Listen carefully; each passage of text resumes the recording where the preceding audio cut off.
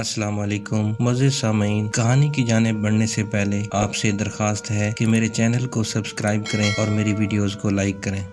خالہ کہاں ہیں جی؟ وہ ہاتھ میں ڈونگا پکڑے میرے کمرے میں داخل ہو کر امی جان کا پوچھ رہی تھی۔ محترمہ، یہ امی جان کا کمرہ ہے نہ کچن کہ تم یہاں امی جان کی تلاش کرتی پھر رہی ہو، اس نے معصومیت سے کہا۔ معافی چاہتی ہوں، کمرے کا دروازہ کھلا تھا تبھی چلی آئی، معذرت کے بہانے مت تلاشا کرو اور اب برائے مہربانی تشریف لے جاؤ، میں اسے ذلیل کرنے کا کوئی موقع ہاتھ سے جانے نہیں دیتا تھا۔ وہ سر جھکائے باہر نکل گئی۔ ہمارے پڑوسی احسن مجید کی بڑی بیٹی تھی، کومل نام تھا، مجھ سے محبت کے دعوے دار تھی پر کبھی اظہار کی جرات نہیں کر پائی تھی۔ مجھے بھی پسند تھی مگر جانے کیوں اسے ستانے میں مزہ آتا تھا، اس کے ہر کام میں کیڑے نکالنا، ہر وقت طنز و تشنیع کا نشانہ بنانا، کسی بات کو بھی درخور اعتنا نہ سمجھنا میری عادت ثانیہ تھی، اور وہ بھی عجیب ڈیٹھ مٹی کی بنی تھی کہ میری ہر خواہش تمنا بات پر عمل پیرا ہونا اپنا مذہب سمجھتی تھی۔ کیا واہیات رنگ پہنا ہوا ہے، میں نے چھوٹی بہن جمیلہ کے گلابی لباس پر طنز کیا، عورتوں کو صرف کالا لباس جچتا ہے، سمجھی؟ جمیلہ کہاں چپ رہنے والی تھی، جھٹ سے بولی، بھیا یہ روب ہونے والی جوروں پر جھاڑنا، میرا جو جی چاہے گا میں پہنوں گی۔ وہ جمیلہ کی گہری سہیلی تھی اور اس وقت جمیلہ کے پاس بیٹھی تھی، زرد لباس میں سرسوں کے پھول کی مانند کھلی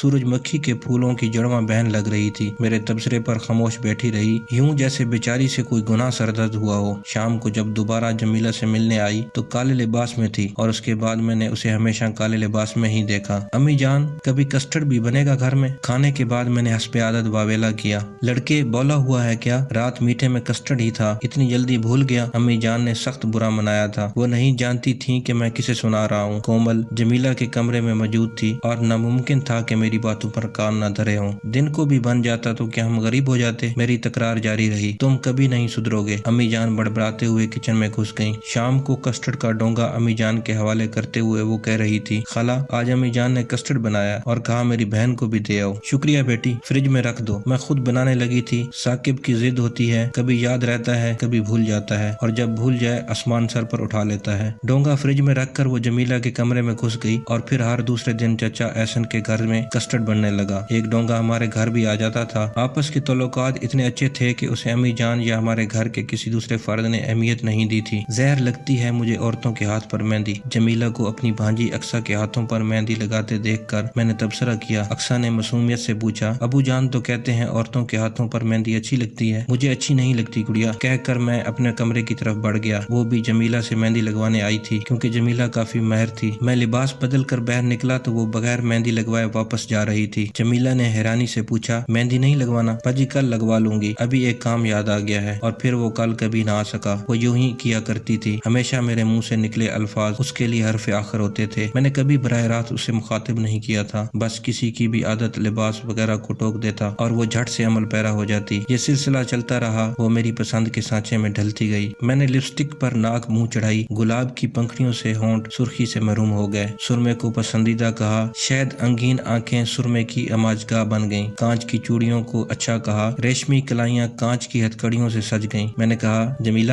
کبھی پراندہ بھی باندھ لیا کرو، اور کومل کے کالے بال پراندے کی گرفت میں آ گئے۔ لیکن اس نے کبھی اقرار محبت نہیں کیا تھا، کبھی یہ نہیں کہا تھا تم اچھے لگتے ہو، کبھی محبت برا خط نہیں لکھا تھا، اور میں منتظر تھا وہ اظہار کرے، کہے، ثاقب میں تم بن نہیں رہ سکتی، مجھے اپنا لو اور ابو کو ہمارے گھر بھیج دینا، میرے اچھے ثاقب۔ مگر میرا یہ خواب کبھی شرمندہ تعبیر نہ ہوا۔ میں انا کی خول میں سمٹ گیا، بے اتنائی برتنے لگا۔ وہ گھر آتی، میں باہر نکل جاتا، وہ سوال پوچھنے کے بہانے میرے قریب آتی اور میں وقت نہیں ہے کہہ کر اسے دھتکار دیتا۔ ابو جان ہر ماہ کے اختتام پر تمام کو باہر لے جاتے، ایک دن وہ بھی ہمارے ساتھ جانے کو تیار ہوئی، مگر میں طبیعت کی خرابی کا بہانہ کر کے گھر رک گیا۔ اسے احساس دلانا چاہتا تھا کہ وہ میرے لیے کتنی قابل نفرت ہے، اور یہی طریقہ تھا کہ وہ میرے قدموں میں جھک جاتی، محبت کی بھیک مانگتی، میری انا کو تسکین ملتی، اور پھر میں اسے اپنانے میں دیر نہ کرتا۔ آخر مجھے بھی وہ بہت عزیز تھی، مگر اپنی ساری چاہت، بے پایاں محبت کے باوجود وہ میری یہ شرط پوری کرنے میں ناکام رہی۔ اس کی ہر ادا، ہر حرکت، ہر اشارہ چیخ چیخ کر مجھے یقین دلاتا، ثاقب میں تمہاری ہوں۔ کیا میری آنکھوں میں لکھی تحریر نظر نہیں آتی؟ کیا میرے حرکات و سنکات سے پتہ نہیں چلتا؟ ضروری تو نہیں کہ چاہت کے اظہار کو الفاظ کا سہارا لیا جائے، समझते क्यों नहीं? शर्म व हया औरत का दूसरा नाम है। मोहब्बत होने के बावजूद औरत इजहार की कुदरत से महरूम होती है। कैसे कहूँ कि तुमसे मोहब्बत है? क्या मेरा हर अमल मेरे एहसासात का तर्जुमान नहीं है? तुम मर्द हो, इजहार की जुर्रत से लबरेज, तुम्हें कोई शर्म माने नहीं है। प्लीज मुझे टूटने से बचा लो, सिर्फ एक बार पहल कर लो। मैं अपना पंदार, अपनी अना और खुद को तुम्हारे कदमों में निछावर कर दूंगी। किसी आजमाइश से नहीं घबराऊंगी, हर इम्तिहान में सुरखरू होकर दिखाऊंगी। मगर मैं पत्थर बन गया। मेरी अना का खौल रोज बरोज मजबूत होता गया। मैं झुकने को तैयार नहीं था। अगर वो चाहत के दावेदार थी तो उसे इजहार करना चाहिए था। हालांकि सोचा जाए तो उसे झुकना नहीं कहते। अगर वो चाहत की दावेदार थी तो ये जुर्म तो मुझसे भी सरजद हुआ था। और फिर एक दिन मेरी अना ने अजीब रंग दिखाया। उस दिन अबू जान ने शादी के मौजू पर मुझसे मशवरा किया। साकिब बेटे, एहसन साहब बहुत अच्छे, उम्दा और जबरदस्त शख्सियत के मालिक हैं और उनकी बेटी कोमल मुझे जमीला ही की तरह अजीज है। तो मैं जानबूझकर अनजान बन गया। वो इस काबिल है कि उसे बहू बनाकर मैं फख्र कर सकूं। अबू जान ने वाज़े अल्फाज में अंदिया दिया। अबू जान, आप जानते हैं कि मेरी तालीम अधूरी है। जब तक अपने पाँव पर खड़ा नहीं हो जाता ये मुनासिब नहीं होगा। उन्होंने समझाया, सिर्फ मंगनी से शायद तुम्हारे तलीमी सफर पर कोई फर्क ना पड़े। आप सही कह रहे हैं, मगर मैं ऐसी कोई बेकायदगी का मुतहम्मिल नहीं हो सकता। अबू जान ने दबे लफ्जों में तंबीह की। देर करने से एक अच्छा रिश्ता हमारे हाथ से जा सकता है। एहसन भाई एक दो मर्तबा बातों बातों में इशारा कर चुके हैं। बेटी के बाप है ना, वाज़े तौर पर तो नहीं कह सकते ना। वो वाज़े अल्फाज में कहेंगे और खुद चल कर आएंगे। अपनी लाडली बेटी की आंखों में आंसू यकीनन उसे गवारा नहीं होंगे। मैं अपनी सोच को अल्फाज का जामा ना पहना सका और बात बनाते हुए बोला, हमें रिश्तों की कमी तो नहीं है, जैसे तुम्हारी मर्जी। बुझे दिल से कहकर अबू जान उठ गए। वो नहीं जानते थे कि कोमल की शिकस्त तस्लीम करने से पहले रिश्ते की बात करना मेरी खुददारी के लिए ताजियाना था। मैं हार तस्लीम नहीं कर सकता था। वो मुझसे 4-5 साल छोटी थी, गोया मेरे हाथों में ही पली बड़ी थी और खुद से छोटी लड़की से दब जाना मुझे कैसे गवारा हो सकता था। अबू जान के बाद अम्मी जान ने भी उस मौजू पर बात की, मगर मैं इन्हें भी टाल गया। जब अम्मी जान मेरी राय ले रही थी तब जमीला भी वहाँ मौजूद थी और मैं जानता था कि वो सारी बात कोमल को बताएगी। इस वजह से मैंने कुछ ज्यादा ही सख्त अल्फाज में अम्मी जान को मंगनी से मना किया था। अगले दिन मेरे इनकार का असर उसके चेहरे पर सबत था। आंखों में हजारों गिले शिकवे करवटें ले रहे थे। चेहरा हसरत व यास की तस्वीर बना हुआ था। मुझे यकीन हो गया कि वो टूट चुकी है और अब जल्द ही अपनी शिकस्त का बाज़ाब्ता ऐलान करने उसे मेरे पास आना है। और मेरा अंदाजा दुरुस्त निकला। वो इतवार का दिन था। इम्तिहान से फारिग होकर मैं कुछ पुरसुकून सा था। दिन चढ़े तक सोता रहा। नाश्ता भी नींद की नजर हो गया था। उठकर मैंने गुस्ल किया और गर्मा गर्म चाय से लुत्फ अंदोज होने लगा जो जमीला वहाँ पटक गई थी। उसे इतवार के दिन मेरा देर तक सोना गरां गुजरता था, मगर छोटा होने के नाते कुछ कह नहीं सकती थी। दरवाजा खटखटाकर कोमल ने अंदर आने की इजाजत मांगी। अब वो पूछकर कमरे में दाखिल होती थी। आ जाएं, मैं बेनियाजी से बोला। अस्सलाम वालेकुम। अंदर आकर उसने सलाम किया और खामोशी से खड़े होकर हाथ मरोड़ने लगी। वालेकुम अस्सलाम। सलाम का जवाब देकर मैं थर्मास से चाय की दूसरी प्याली भरने लगा। चंद लम्हों तक वो कुछ न बोली तो मैंने उसकी आंखों में झांका। जी फरमाएं। हालांकि उसकी आंखें चीख चीख कर अपनी शिकस्त का ऐलान कर रही थी। वो हार चुकी थी। उसके आसाब मेरे पैर दर पे हमलों की ताब नहीं ला सके थे। उसकी रेजा रेजा अना मुझे अपने कदमों में बिखरी नजर आई। ची खाला घर में नहीं थी और मैंने जमीला बाजी को साथ ले जाना है। सोचा आपसे इजाजत ले लूं। मैं जानता था वो झूठ बोल रही है। अम्मी जान घर पर थी। वो इज़हार मोहब्बत को आई थी मगर जुर्रत नहीं कर पाई थी। मैंने उसका झूठ उजागर करना जरूरी ना समझा और बोला, पहले वो कब तुम्हारे घर इजाजत मांग कर जाती है? शायद शाम तक ना आ सके। उसके लहजे में दुख की झलक थी। ठीक है, बता दूंगा अम्मी जान को। मैंने बेपरवाही से कंधे उचकाए। और कुछ? असल में आज हमारे घर में कुछ मेहमान आ रहे हैं ना। वो जाने पर आमादा नजर ना आई। मैं जानता था वो आज अपनी अना और खुददारी हार कर ही कमरे से निकलेगी। मैं बेजारी से बोला, पहले कभी नहीं आए आपके यहाँ मेहमान? वो झिझकते हुए बोली, इस मकसद से तो नहीं आए। कैसा मकसद? मैंने इस्तेहजाई अंदाज में पूछा। मेरे चचा हैं, उनका बड़ा बेटा डॉक्टर है, उसका रिश्ता मांगने आ रहे हैं। उसने मेरी मालूमात में इजाफा किया। जी मैं आया जोरदार कहका लगाऊं। वो अपने चचा के कंधे पर बंदूक रख कर फैर करना चाह रही थी। जानती नहीं थी कि मैं उसकी सारी चालबाजियों से वाकिफ था। मेरे अंदर झांकना उसके बस से बाहर था। अच्छी बात है, एक डॉक्टर का रिश्ता किस्मत वाली लड़कियों को मिलता है। उसका दिल तोड़ने में मैंने कोई दकीका अफरू गुज़ाश्त नहीं किया था। अचानक उसके चेहरे पर गुस्सा नुमदार हुआ। लगा वो मेरा गिरबान पकड़कर चीख चीख कर पूछेगी,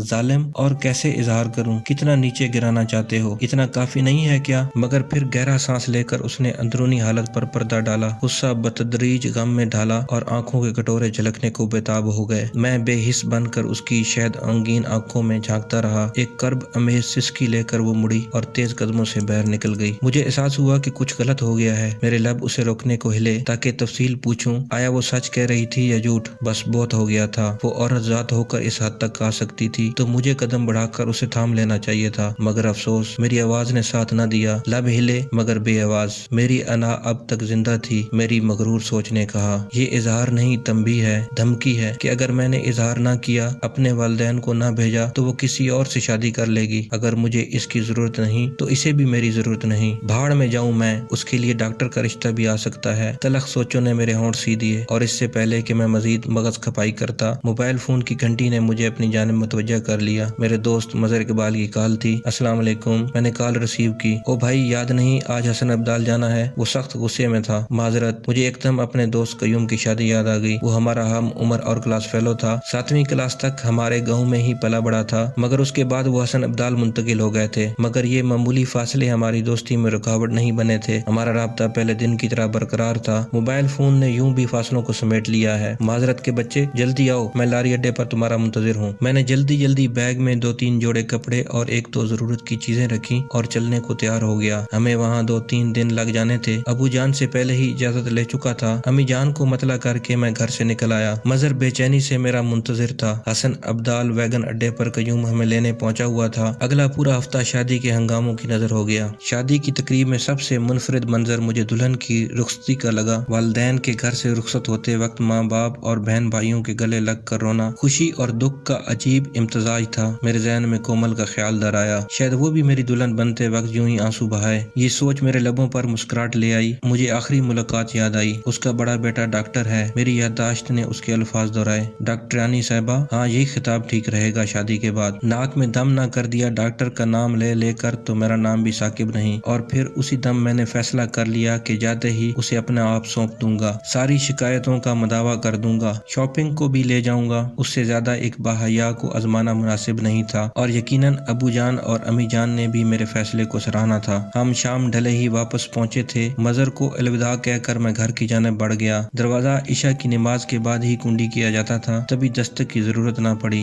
گھر میں داخل ہوتے وقت مجھے عجیب سا احساس ہوا، جیسے کوئی بھی موجود نہ ہو۔ اپنے کمرے کی طرف بڑھتے ہوئے میں نے امی جان کو آواز دی، امی جان میں آ گیا ہوں۔ عجیب رشتہ ہے ماں کا بھی، اولاد جتنی بھی بڑی ہو جائے ماں کی شفقت کی محتاج رہتی ہے۔ مگر میرے پکارنے پر ابو جان کمرے سے نکلے۔ تمہاری ماں اور جمیلہ احسن صاحب کے گھر گئی ہوئی ہیں؟ کیوں؟ مجھے حیرانی ہوئی، مگر ابو جان میرے سوال سے پہلے اپنے کمرے میں غائب ہو چکے تھے۔ میں سر جھٹکتا ہوا اپنے کمرے میں داخل ہو گیا۔ عشاء کی اذان کے بعد امی جان اور جمیلہ بھی واپس آ گئیں۔ تب میں ٹی وی کے سامنے بیٹھا تھا۔ ان کی آمد پر میں طنز سے باز نہ رہ سکا۔ بڑے سیر سپاٹے ہو رہے ہیں، خود دوست کی شادی میں حسن ابدال ہفتہ گزار آئے ہو، اور ہمیں پڑوس میں جا کر سہیلی کی شادی میں شمولیت پر تانے دیے جا رہے ہیں۔ جمیلہ حسب عادت چپ نہ رہی، البتہ امی جان نے مسکرانے پر اکتفا کیا تھا۔ کون سی سہیلی؟ میں نے حیرانی سے پوچھا۔ جناب میری ایک ہی سہیلی ہے، کومل احسن مجید۔ کیا؟ لگا میرا سانس رک رہا ہے۔ دل اتنی شدت سے دھڑکا کہ سینے سے باہر نکلنے کو تیار ہو گیا۔ میرے چہرے پر وحشت نمودار ہوئی۔ امی جان کمرے میں جا چکی تھیں اور جمیلہ ٹی وی اسکرین کی جانب متوجہ تھی، تبھی میری حالت سے بے خبر رہی۔ البتہ میرے کیا پر اسے حیرانی ضرور ہوئی تھی۔ جس دن آپ شادی پر گئے اسی دن اس کے چچا زاد کا رشتہ آ گیا تھا۔ بڑی پس و پیش کے بعد احسن چچا نے ہاں کی، کیونکہ اس کا بھائی جھٹ منگنی پٹ ویاہ پر زور دے رہا تھا۔ اس کے بیٹے نے MBBS کی تکمیل کے بعد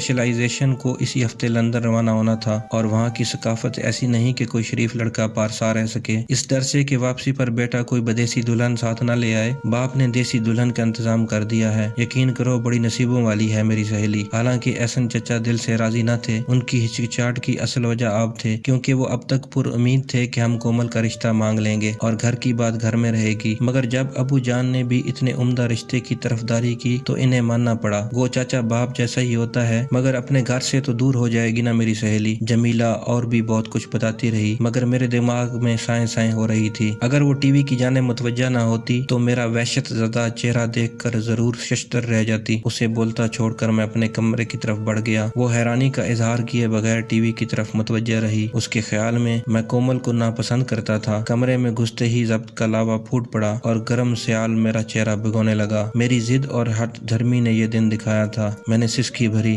تمہارا ہاتھ میرے ہاتھ سے یوں چھوٹ جائے گا، اگر ہم کو خبر ہوتی اسے زنجیر کر لیتے۔ آنسو بہتے رہے مگر رونے سے دل کا بوجھ ہلکا نہ ہوا۔ میں نے اٹھ کر الماری کھولی۔ ایک خانے میں ان تحائف کا ڈھیر لگا تھا جو میں اس کی ہر سالگرہ پر خرید کر الماری کی زینت بنا دیتا۔ ارادہ تھا کہ جس دن وہ اظہار کرے گی یہ تمام اٹھا کر اس کے حوالے کروں گا۔ وہ میرے جذبات سے بے خبر تھی اور اس کے نزدیک میں نے کبھی بھی اسے تحفہ دینا گوارا نہیں کیا تھا۔ اس کے باوجود میری ہر سالگرہ پر وہ بڑی چاہت سے से कोई न कोई तोहफा जरूर लाती। उसके तमाम तोहफे मैंने संभाले हुए थे। उसकी दी हुई घड़ी हमेशा मेरी कलाई में रहती, मगर आस्तीन के नीचे छुपी रहती कि वो देख न ले। उसका दिया हुआ कीमती कलम मैं सिर्फ डायरी लिखने को इस्तेमाल करता। उसने रोमानवी नावल भी तोहफे में दिए थे और हर नावल मैं 2-3 बार पढ़ चुका था। उसका मोबाइल फोन मैंने संभाल कर रखा था कि उसे पहली कॉल इसी मोबाइल फोन से करूंगा। उसका दिया हुआ सफेद रंग का लिबास पहन लिया जो मैंने पहली मुलाकात के लिए रखा हुआ था। मेरे सारे ख्वाब, सारे इरादे, सारे अज़ाइम अना की भीड़ चढ़ गए थे। उसने कई बार ढके छुपे और वाज़े अंदाज में मेरी तवज्जो हासिल करना चाहिए थी, मगर नाकाम रही थी। मैंने कुछ ज्यादा ही इंतजार करा दिया था। जमीला खाने का पूछने आई, मैंने बहाना कर दिया। वो वापस मुड़ गई। सारी रात मैंने अंगारों पर लौटते गुजारी। किसी करवट चैन नहीं आ रहा था। अगले दिन उसकी बारात ने आना था। मैं कमरे से बाहर न निकला। फिर मेरी समातों में शहनाई की आवाज गूंजी। शायद बारात पहुंच गई थी। भैया, किसी इंसान से इतनी नफरत भी अच्छी नहीं होती। अब तो वो हमेशा के लिए इस घर से, इस मोहल्ले से जाने वाली है। जाते जाते तो उससे मिल लो। क्या सोचेगी? चचा एहसन को कितना दुख होगा। दोनों घरों के इतने करीबी ताल्लुकात हैं और आप 2 कदम भी चलकर नहीं जा सकते। जमीला ने अपनी रो में कहते हुए मेरे ऊपर से कंबल खींच लिया, मगर मेरे चेहरे पर नजर पड़ते ही घबरा गई। मेरी आंखें लाल अंगारा हो रही थीं। क्या हुआ? खैर तो है? उसने मेरा जलता माथा छुआ। उफ, आपको तो बहुत तेज बुखार है, बस लेटे रहिए। नहीं, मैं जाऊंगा। मैं हिम्मत करके उठ बैठा। अपनी जिंदगी जहन्नम बनाने वाला मैं खुद था। अब चोरों की तरह मुंह छुपाने से कुछ नहीं हो सकता था। भैया, इतनी भी जरूरी नहीं है। पहले आपकी अपनी सेहत है। जमीला मुझे रोकने पर मुसर थी। कहा जो है जाऊंगा, मैं धड़ा और वो कान दबाए बाहर निकल गई। मैं चप्पल पहनकर बाहर निकल आया। वो कपड़े जो मैंने उसे खुश आमदेद कहने को संभाल रखे थे, उसे अलविदा कहने को पहनने पड़ गए थे। एहसन चचा के घर के दरवाजे पर एक सजी सजाई कार खड़ी थी। मैं अंदर दाखिल होकर थोड़ी ही आगे बढ़ा था कि उसी वक्त उसे कमरे से बाहर लाया गया। सुर्ख जोड़े में वो कोई अस्परा दिखाई दे रही थी। जिस दिन मैंने काले लिबास को पसंदीदा करार दिया था, उसके बाद पहला मौका था कि वो किसी और लिबास में नजर आई थी। रवायती दुल्हनों के बरक्स उसने घूंघट उठाया हुआ था। चेहरा बिल्कुल नॉर्मल था। लगता ही नहीं था कि वो हमेशा को घर से रुखसत हो रही है। आंखें बिल्कुल खुश्क थीं। मुझ पर नजर पड़ते ही उसके होंठों पर खफीफ सा तबस्सुम उभरा। मैं फटी फटी निगाहों से उसे घूरता रहा। मुझे लगा गिर पड़ूंगा। उसका हर बढ़ता कदम गोया मेरे बदन से रूह निकाल कर ले जा रहा था और फिर मुझसे सब्र न हो सका। अश्कों का सिलाब पलकों का पुश्ता तोड़कर बह निकला। उसकी नजरें मुझ पर गड़ी थीं। वो ठटक कर रुकी। आंखों में पहली हैरानी, फिर करब उभरा और फिर हल्क से दिलखराश चीख निकली और वो अपनी आंसू बहाती वालदा से लिपट गई। शायद मेरी आंखों से बहता पानी मुझे रसवा कर देता, मगर उसकी लर्जा खेज चीख व पुकार ने सबको अपनी तरफ मुतवज्जे कर दिया और मेरे आंसुओं की लाज रह गई। इस पर पहली बार मेरी खामोश मोहब्बत का राज अफशा हुआ था। ये राज उसके जख्मों पर नमक छिड़कने के मुतरादिफ था। वहाँ से कार तक वो जिस तरह बिलखते, मचलते और तड़पते हुए पहुंची, वो हर आंख को अश्क बार कर गया। कार के अंदर बैठने से पहले उसने मुड़कर मेरी जानिब देखा और मैंने दोनों हाथ जोड़ दिए। अना और खुददारी का दावेदार, मोहब्बत की देवी से माफी का खस्तगार था। जब तक वो मेरी जानिब देखती रही, मेरे हाथ बंधे रहे। वक्त जैसे साकित हो गया था और फिर वो गाड़ी में बैठ गई। पहली बार उसके सामने मेरी घड़ी आस्तीन से बाहर निकली थी। कार के रवाना होते ही किसी ने मेरे बंधे हाथों को जुदा किया। मैंने चौंक कर देखा, वो जमीला थी। मेरे कंधे पर हाथ रखते हुए ऐसा से बोली, भैया घर चलते हैं। और मैं भारी कदमों से घर की जानिब चल पड़ा।